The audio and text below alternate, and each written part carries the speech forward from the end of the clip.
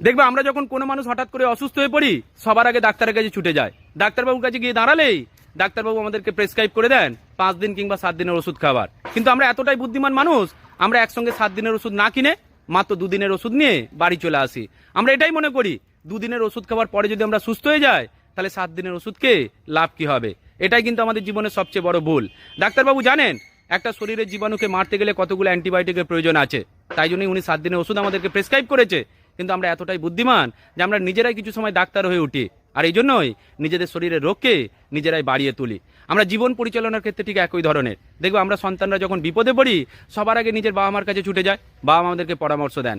কিন্তু যতদিন আমরা বিপদে থাকি, ততদিনই বাবা মার পরামর্শ মতো চলতে চেষ্টা করি। যেই আমরা বিপদ থেকে একটুখানি উদ্ধার হয়ে যায়, দেখবে বাবা মার প্রতি গুরুত্বটা আমরা একটু একটু করে কমিয়ে দিই। এটাই আমাদের জীবনে আর একটা ভুল। ডাক্তারের কথা মতো চললে রুগীর যেরকম রোগ ভালো হতে পারে, কোনো সন্তান যদি নিজের বাবা মার মতো চলে, বাবা মার পরামর্শ মতো চলে, দেখবে সেই সন্তান জীবনে কোনোদিন ফেলিওর হবে না। ভালো থাকবেন সকলে।